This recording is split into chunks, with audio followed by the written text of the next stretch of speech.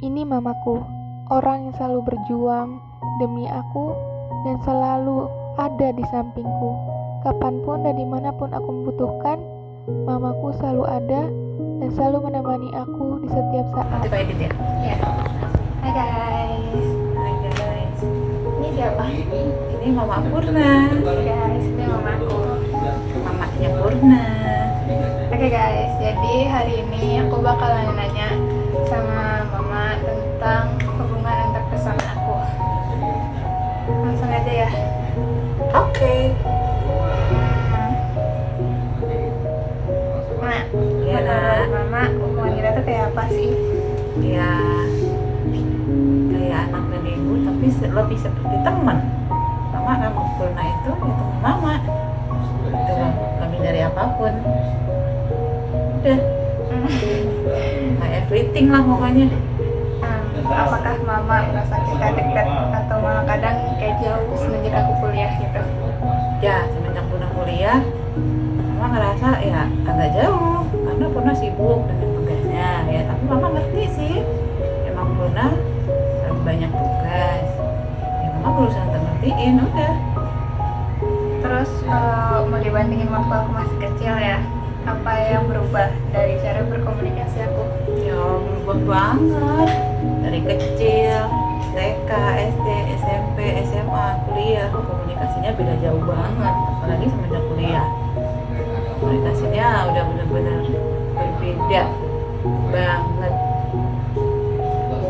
Terus Ya, pernah jadi jauh lebih pintar, lebih komunikatif, lebih apa ya?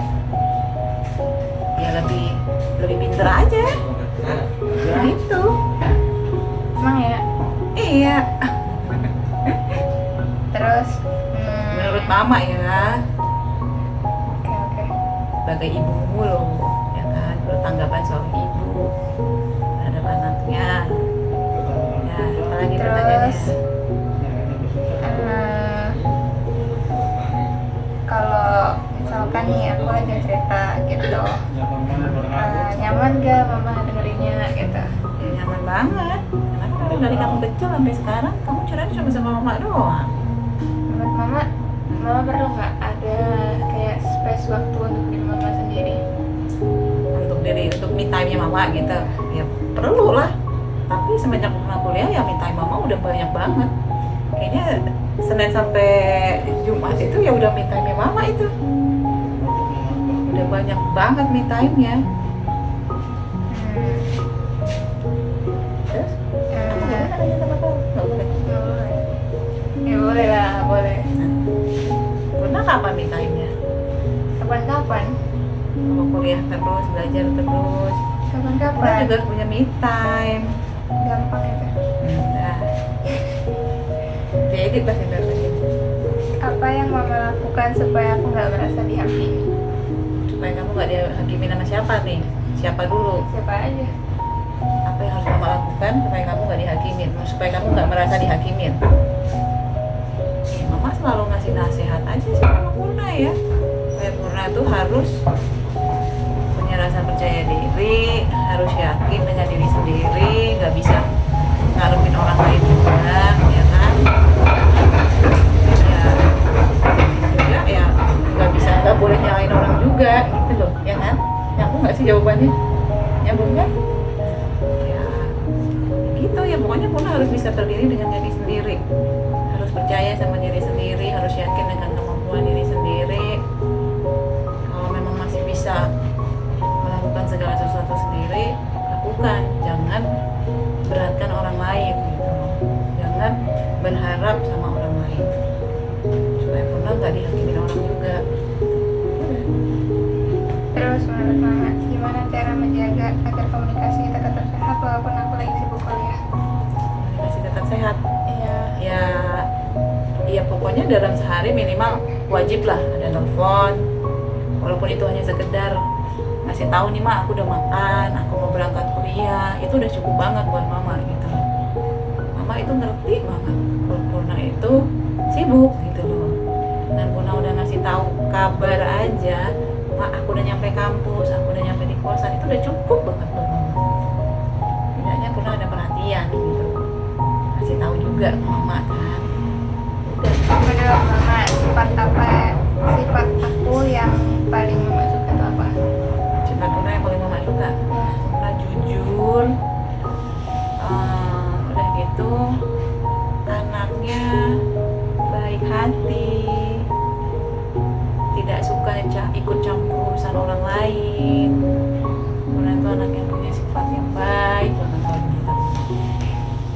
Suka nolongin temennya, suka nolongin orang lain deh pokoknya.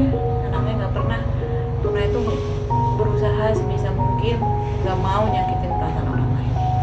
Mama bangga deh punya Purna. Benar anak yang luar biasa baiknya di mata mama ya. Di mata mama. Terus kalau yang itu bikin kesel apa? Yang bikin kesel kalau disuruh makan sampai berapa kali tuh suruh makan, kalau udah belajar lupa waktu, lupa makan, lupa tidur, yang bikin mama kesel.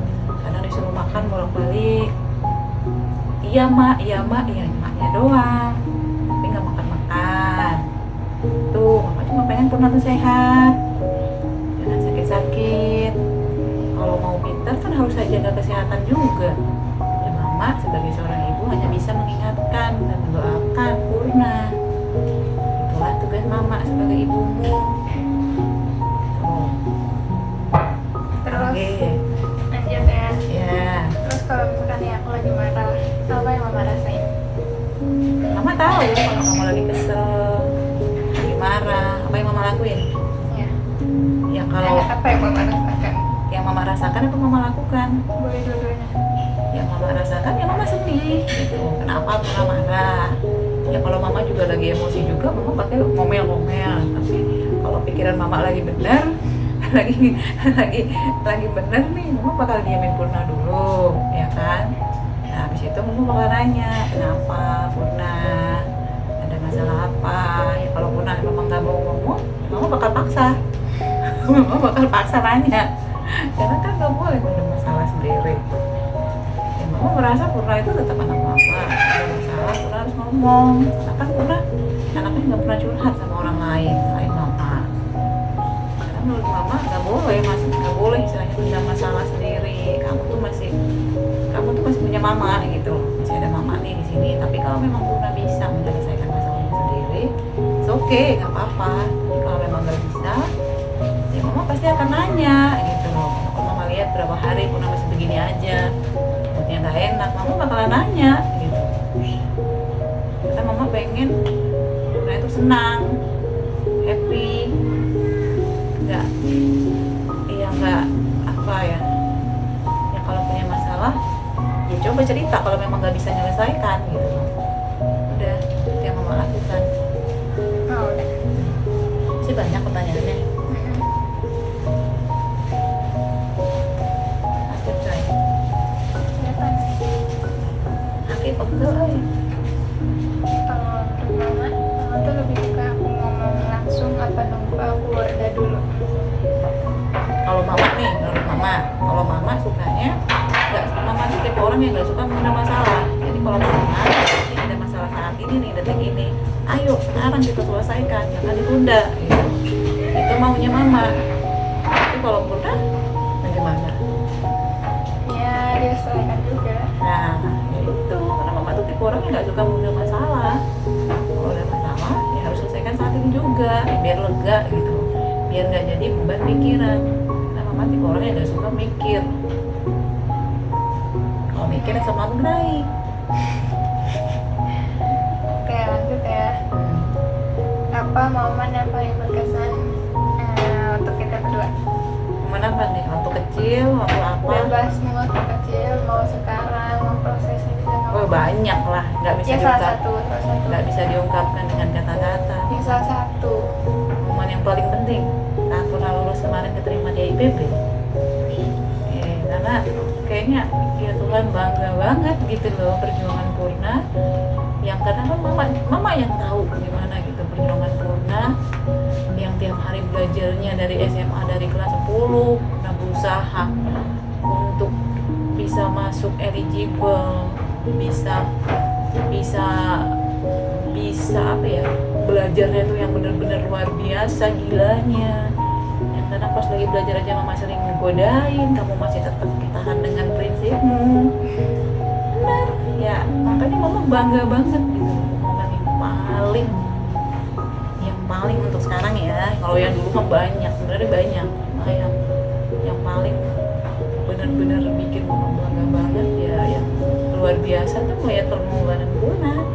Sela-sela kegiatan Purna yang banyak, masih sempat untuk belajar, untuk mendapatkan sesuatu yang benar-benar dalam hal yang positif gitu, kayak membuktikan kepada diri sendiri kalau memang Purna itu mampu, Purna itu bisa, dan ternyata Purna bisa.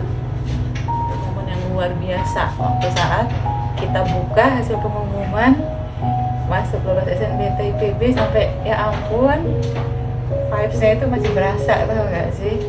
Enggak sih, kalau udah masuk kuliah udah berasa. Gak berasa, tapi mama masih berasa gitu, kayak nggak nyangka aja gitu loh. Tapi ya itu ya bilang lagi, Tuhan tuh kan selalu mendengarkan, melihatnya dengan mama, usaha Purna. Ya itulah yang banyak sebenarnya, banyak banget menyumbang bahagia Purna. Cuma ya itulah pencapaian terbesar Purna, pencapaian terbesar. Ya, apalagi? Selama aku ngekos tuh apa yang mama rinduin? Ya rindu godain Purna, karena mama Purna ini tipe orang yang suka godain Purna. Purna kan anaknya diam, mamanya yang bawel kan, suka godain Purna, suka gigitin Purna, suka menganiaya Purna. Enggak lah, nanti kan itu mengenai dalam hal positif loh ya guys. Kayak suka ngajak dia bercanda, karena kan dia udah capek tuh belajar seharian. Makanya lah yang bikin dia itu supaya dia jangan apa sih istilahnya tuh, Apa? ya biar dia segar gitu loh, otaknya disegarin lagi otaknya sama mamanya, refreshing otaknya, dia refreshing. Yang mama rindu tuh ya, bercanda sama Purna, main sama Purna.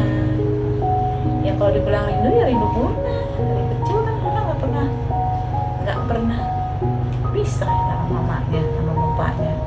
Ya hari ini Purna harus pisah, tapi ya mama sama bapak ya harus berusaha untuk bisa, karena memang ini untuk kesuksesan Purna gitu. Kesuksesan Purna ya, kita sebagai orang tua ya harus mendukung, karena ini memang positif dan ini memang masa depannya Purna. Mudah-mudahan Purna bisa sukses, kuliah di IPB ke depannya bisa sukses lah segalanya. Makanya mama sebagai orang tua ya cuma bisa mendoakan. Walaupun mama rindunya luar biasa, makanya mama selalu menunggu kepulangan Purna.